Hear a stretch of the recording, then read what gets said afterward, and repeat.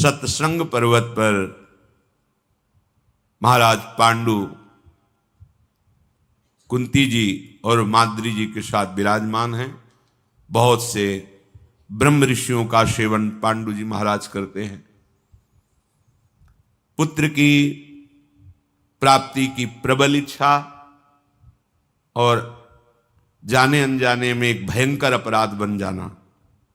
किंदम नाम के एक ऋषि जो बहुत संयम से चलने वाले थे, पर भगवत लीला विधान से उनको दिन में ऐसी काम की वृत्ति जागृत हुई कि वो संभाल नहीं पाए और अपनी पत्नी की प्रेरणा से मृग रूप धारण किया। क्योंकि दिन में काम भोग करना निषेध किया गया है शास्त्र में, उसे पापाचरण माना गया है। तो ऐसी गलती ना हो जाए इसलिए उन्होंने मृग रूप धारण किया कि पशु के ऊपर कोई शास्त्र सिद्धांत नहीं। इतने महान तपस्वी कि वो अपने स्वरूप को छिपाकर मृग रूप धारण कर लिया, पर उस काम पर विजय प्राप्त नहीं की। परिणाम यह हुआ कि मृग और मृगी के रूप में तो महाराज पांडु ने देखा इतना तेजस्वी मृग तो हमने देखा ही नहीं, इसकी मृगशाला तो बहुत सुंदर बनेगी। 5 बाणों से बीन दिया। तब किंदम ऋषि ने कहा कि तुमने भारी अपराध कर दिया, मैं शाप देता हूं, जब तुम अपनी स्त्री में कामासक्त होगे उसी समय तुम्हारी मृत्यु हो जाएगी। इस शाप से मानो दग्ध हो गए महाराज पांडु।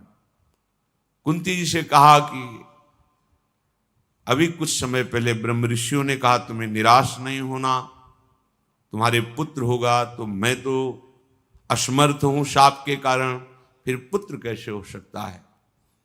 हमें लगता है जब हमारे भाग्य में पुत्र है तो उसका विधान शास्त्र में एक निकलता है, किसी ब्रह्म ऋषि से संयोग कराकर पुत्र प्राप्त किया जाए। क्या कुंती देवी से कहा तुम्हें यह स्वीकार है?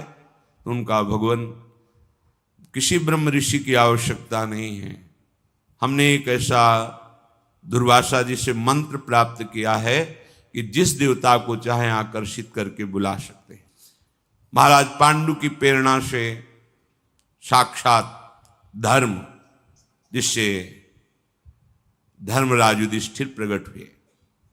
फिर महाराज पांडु की प्रेरणा से वायु देवता का वाहन, जिससे महाबलशाली भीम प्रकट हुए। फिर देवराज इंद्र का वाहन, जिससे अर्जुन जी प्रकट हुए।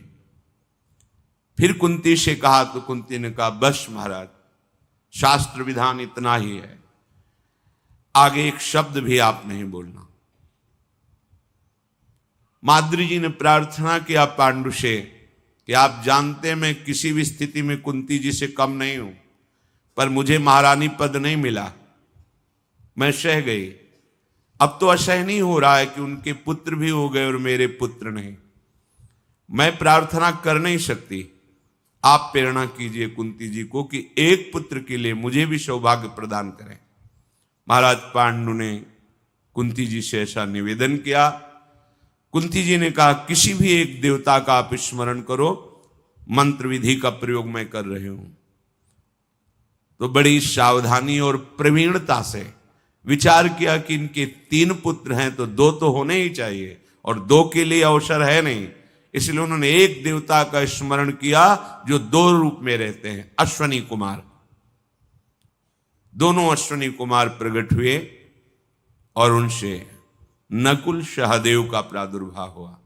यही महाभागवत 5 पांडवों के नाम से प्रसिद्ध हुए। सतसंग निवासी ब्रह्म ऋषियों ने उन सब का संस्कार किया और बहुत ही आशीर्वाद दिए। कुंती के ज्येष्ठ पुत्र का नाम युधिष्ठिर, मंझले का नाम भीमसेन और उनसे छोटे का नाम अर्जुन। माद्री के पुत्रों में जो सबसे पहले प्रकट हुए उनका नाम नकुल और दूसरे का नाम सहदेव निश्चित किया गया। पांडवगण ये 5 प्रतिवर्ष एक एक करके प्रकट हुए थे। ये सब दिव्य तेजधारी देव स्वरूप, धैर्यवान, वीर्यवान, महाबली, महान बुद्धिमान, पराक्रमी, इन तेजस्वी पुत्रों को देखकर महाराज पांडु को बड़ी प्रसन्नता हुई। बार बार सत्संग निवासी मुनियों के चरणों में प्रणाम करते हैं कि ये सब आप ऋषियों की कृपा से ही सौभाग्य प्राप्त हुआ है।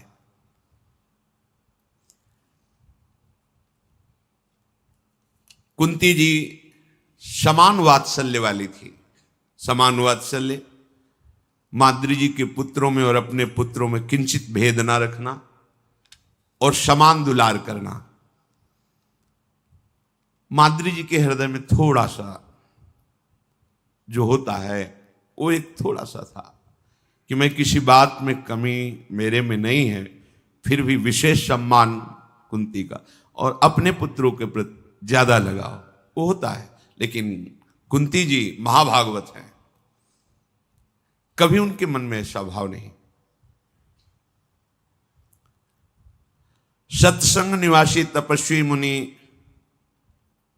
पांडु के पुत्रों को, जो पांडव कहलाए, मंत्रों द्वारा सुरक्षित कर दिया कि बालक है, कोई भी यक्ष, राक्षस, भूत, पिशाच, सिंह आदि इनको कहीं भी कोई क्षति न पहुंचा दे। ये महान तपस्वी जन जिसकी रक्षा करते उसका कौन बाल बांका कर सकता। अभी नवजात शिशु हैं, कहीं कोई जानवर आक्रमण न कर दे, कहीं कोई राक्षसी माया आक्रमण न कर दे, इसलिए मंत्रों से सुरक्षित कर दिया।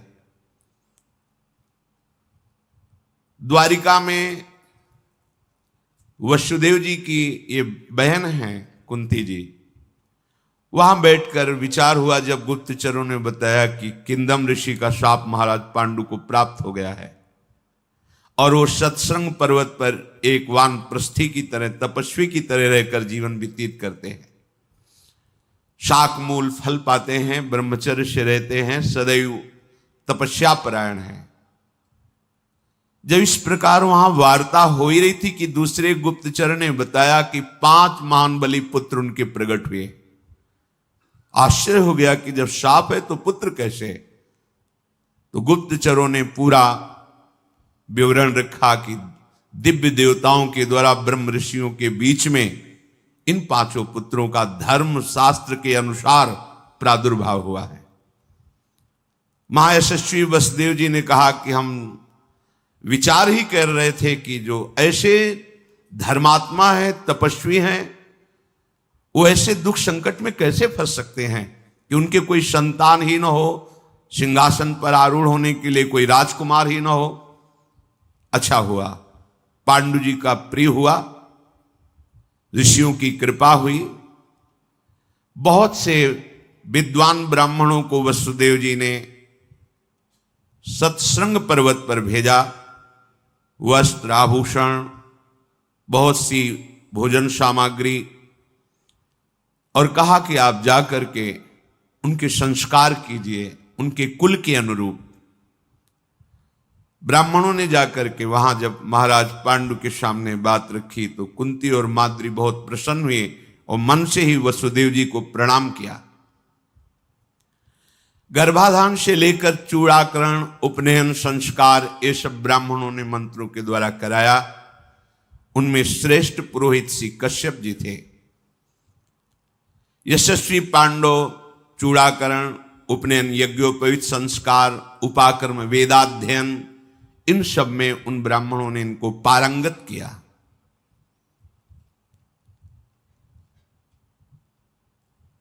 जैसे जल में कमल बढ़ता है वैसे ही ऋषियों के बीच में ये 5 बालक बड़े होने लगे। महान वन में रमणीय पर्वत शिखर पर महाराज पांडु अपने पुत्रों को देख देखकर बहुत आनंदित होते, क्योंकि अत्यंत तेजस्वी, सद्गुण से संपन्न और महाबलशाली। अर्जुन जी के 14वें वर्ष का उत्सव हो रहा था, धीरे धीरे बालक के बड़े हुए। उधर उत्सव में बहुत से ब्रह्म ऋषि ब्राह्मण पधारे थे, तो उनकी सेवा में कुंती जी रत थी, क्योंकि पूर्वाभ्यास संत सेवा का है। और असावधान हो गई। महाराज पांडु कुंती की दृष्टि से सुरक्षित रहते थे। वो सदैव माद्री पर दृष्टि रखती और कहती थी कभी महाराज के समीप मत जाना, क्योंकि शाप है, कहीं कोई ऐसी गलती ना हो जाए जिससे महाराज पांडु को खो दें। तो सदैव पांडु पर दृष्टि और माद्री पर रखती थी। महान संत हैं कुंती जी, भगवान के भक्तों में अग्रणी हैं, बड़ी धैर्यवान है। चूक हो गई। वो ब्राह्मणों की सेवा में इधर महाराज पांडु वन में भ्रमण करने के लिए निकले तो स्वाभाविक माद्री जी भी पीछे चल गई। यद्यपि नहीं जाना चाहिए था, पर प्रारब्ध बलवान होता है। जैसी हो भवतव्यता तैसी बने सहाय, आप ना आवे ताहि पे ताहि तहां ले जाए। पीछे मुड़ के देखा माद्री आ रही। आज का देखना कुछ अलग हो गया। देखते ही ऐसा लगा मानो ऐसी सुंदरी को तो हमने कभी देखा ही नहीं। बलपूर्वक दौड़े और माद्री जी को पकड़, माद्री जी चिल्लाने लगी, महाराज पांडु सावधान, आप शापित हैं, कोई ऐसी चेष्टा मत कर देना जिससे हम आपको खो दें। पर इतनी वृत्ति प्रारब्ध से प्रेरित हो गई कि वो कहने पर भी बार बार वो सावधान नहीं हुए और बलपूर्वक माद्री को पकड़ लिया। महाराज पांडु अभी धर्मयुक्त क्रिया ही कर रहे हैं, क्योंकि माद्री जी उनकी पत्नी है। जेव ही गले से लगाया तेव ही हृदय गति रुक गई और मृत्यु को प्राप्त हो। साफ था, जेव ही तुम अपनी पत्नी को काम भाव से आलिंगन करो उसी समय मृत्यु हो जाएगी। माद्री ने देखा कि अब मेरे आलिंगन में तो पांडु महाराज का केवल शव है, प्राण निकल गए। बहुत जोर से विलाप करके रोने लगी। ये स्वर कुंती के कानों में पड़ा। दौड़ करके वह आई और देखा महाराज पांडु मृतक अवस्था में। शोकातुर माद्री ने कहा कि हमने बहुत प्रयास किया, पर महाराज मेरी एक नहीं माने और मुझे हृदय से लगा लिया। कुंती जी ने बालकों को वहीं रोक दिया, नजदीक नहीं आना, और कहा तुमसे हमने कहा था कि कभी महाराज के समीप, इतने समीप मत रहना कि तुम्हें छू सके। आपने हमारी बात नहीं मानी। माद्री जी ने कहा मैंने प्रयास किया, पता नहीं मेरे को क्या हो गया था कि मैं उनके पीछे चल रही, ये शाप से प्रेरित होकर। इसीलिए बहुत सावधानी पूर्वक जीवन काटना चाहिए। किसी संत का, किसी वैष्णव का अपराध भले वो शाप न दे, उमा क्षमा शाप होते भारी, ये तुम्हारा वो गंभीरता से चुप शांत है तो आप शांत मत समझो।